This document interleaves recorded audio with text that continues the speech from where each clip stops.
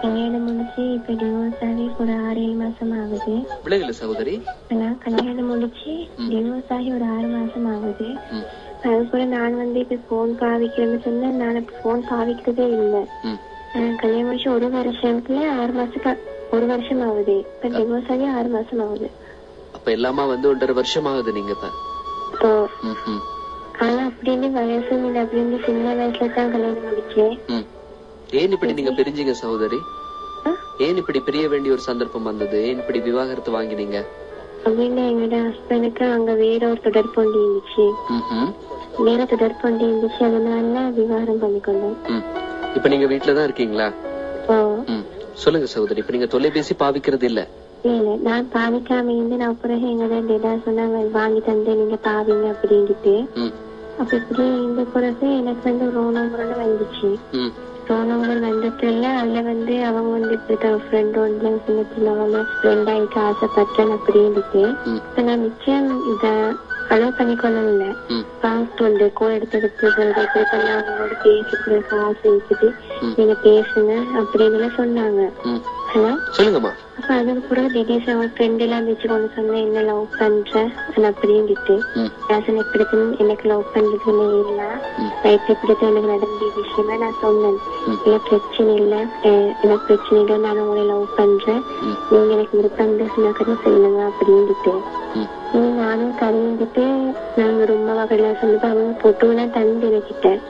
Photo எல்லாம் தந்து இந்த போட்டோ எல்லாம் வாங்கி இந்த சரின்ட்டு 2 மாசம் தான் லவ் பண்ணி கொண்டு இருந்து லவ் பண்ணி திடீர்னு அவன் சொன்னேன் உங்களை தான் கல்யாணம் முடிப்பேன், எனக்கு நீங்க எல்லாத்துக்கு நான் கல்யாணம் முடிக்க மாட்டேன் ஆனா அப்படி நான் சொன்னேன்.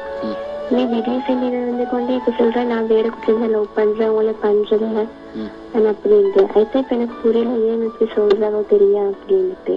இப்படி திடீர்னு தான் சொன்னாரா? இப்படி இப்ப உங்களோட பேசுறாரு இல்லையா சகோதரி?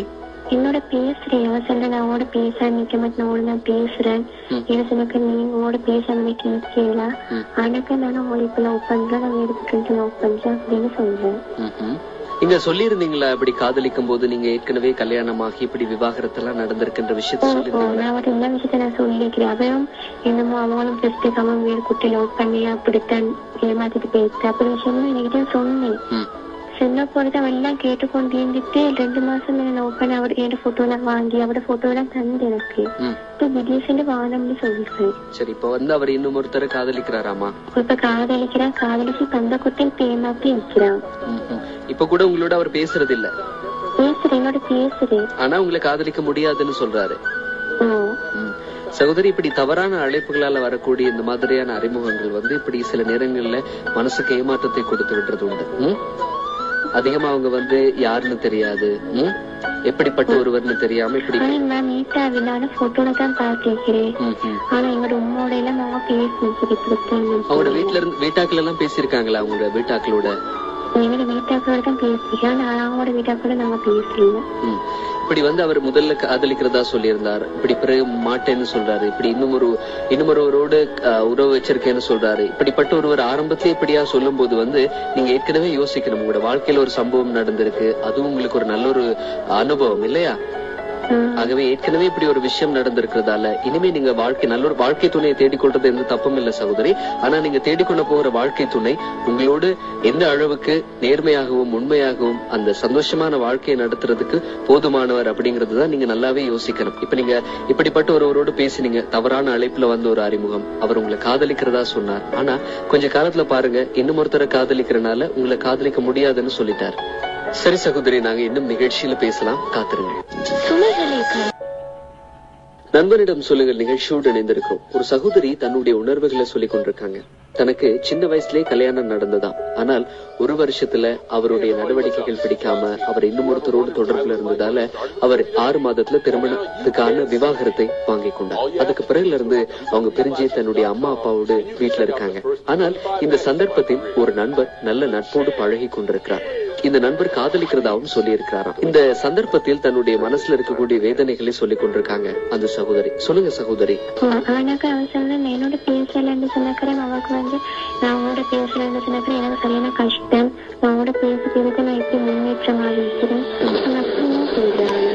என்னோட பேசலாம், நீங்க குட்டியோட கல்வி குட்டியோட கல்வி தெரியல, நான் உதயம் எனக்கு நீங்க என்னோட பேசணும் அது அப்படியே சொல்றாங்க. ஆனா உங்களை காதலிக்க மாட்டாரா, உங்களோட பேசுறதா சொல்றாரா? அதுக்காக நான் இந்த அவரோட போட்டோ எல்லாம் இன்ன வரைக்கும் எனக்கு அனுப்பிதான் நிக்கிறேன். சரி சகோதரி, அவர் இப்படி உங்களை காதலிக்க முடியாது அப்படின்னு சொல்றதால நீங்க அவரோட பழகிறது தொடர்பா இனிமே யோசிக்க வேண்டி இருக்கும். அது உங்களுடைய எதிர்காலத்துக்கும் நல்லதை தரக்கூடியதா இருக்கும் சகோதரி. ஏன்னா ஆரம்பத்துல காதலிக்கிறதா சொன்னவரு பிறகு முடியாதுன்னு சொல்லியிருக்காரு இல்லையா?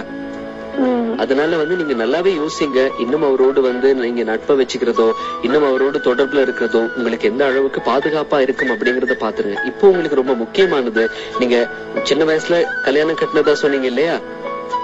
அதனால கண்டிப்பா உங்களுக்கு ஒரு பாதுகாப்பு உணர்வு தேவை, ஒரு பாதுகாப்பு தேவை. அதனால நல்ல ஒரு வாழ்க்கை துணையை தேடிக்கிறது எந்த தப்பும் இல்ல.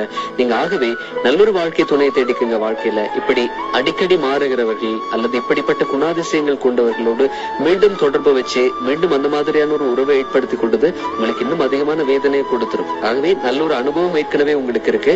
நல்லா சிந்திங்க சகோதரி, யோசிச்சு நல்ல ஒரு முடிவா எடுங்க. வாழ்க்கைங்கிறது சந்தோஷமா வாழ்றதுக்கு தான். சரியா? லவ் பண்றேன்னு சொன்னேன். ஆனா இப்ப அந்த குட்டி இவனை லவ் பண்றல, நான் வேற ஒருத்தர் கல்யாணம் முடிக்க போறேன் அப்படின்னு சொல்லி வைக்கிறேன். ஆனா அப்படி அவர் சொன்னாலும் கூட அவர் உங்களை காதலிக்க முடியாதுன்னு சொல்றாரு இல்லையா?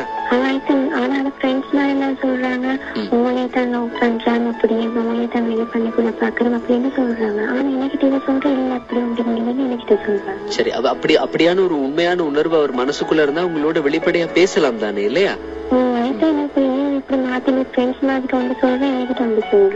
அவர் சொல்லுகிற அந்த வார்த்தைகள்லயே அவர் உறுதியா இல்லாத நிலையில வாழ்க்கை துணையா வரும்போது எந்த அளவுக்கு உங்களோட நம்பிக்கையோட நடந்து கொள்வாருங்கிறதை நீங்க சிந்திக்கணும் இல்லையா? இப்ப சகோதரி,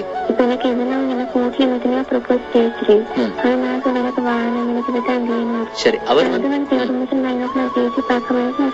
பேசி பார்க்க எப்படித்தான் விஷயமும் எனக்கு கொஞ்சம் சொல்றதுக்கு பணம். சரி, இல்ல நீங்க உங்களுடைய அம்மாவோட நீங்க வெளிப்படையா கதைக்கலாம் சகோதரி. மனசு விட்டு பேசணும் இந்த மாதிரியான விஷயத்துல. ஏற்கனவே உங்களுக்கு திருமணமாகி இப்படி விவாகரத்து நடந்திருக்கிறதால நீங்க இனிமே அம்மாவோட எல்லா விஷயங்களையும் மனசு விட்டு பேசுங்க. அது அம்மா நல்ல அனுபவத்தோட இருக்கிறதால உங்களுக்கு நல்ல பல ஆலோசனைகளையும் சொல்லக்கூடியவங்களா இருப்பாங்க. இப்படியான ஒரு சூழ்நிலை உங்களோட வாழ்க்கையில இருக்கும் போது நீங்க அம்மாவோட எல்லா விஷயங்களையும் பகிர்ந்து கொள்ளுங்க. அதை விட முக்கியமா இப்படி தவறான அழைப்புல ஒரு அறிமுகம், அவர் நல்லாதான் பழகி இருந்தார், உங்களோட அன்பாதான் இருக்கார். ஆனா அந்த அன்பை வெளிப்படுத்துறதுக்கு தவறார், சில வார்த்தைகளை மாத்தி பேசுறாரு. இது எந்த அளவுக்கு நேர்மையான காதலா இருக்கும் அப்படிங்கறத நீங்க முக்கியமா யோசிங்க. வாழ்க்கைங்கிறது சந்தோஷமா வாழ்றதுக்கு காலத்தையும் இப்ப நீங்க வீணடிக்க கூடாது. ஆகவே நல்லபடியா நல்ல ஒரு வாழ்க்கை துணையை தேர்வு செய்யுங்க சகோதரி. ரொம்ப நன்றி உணர்வுகளை சொன்னதுக்கு.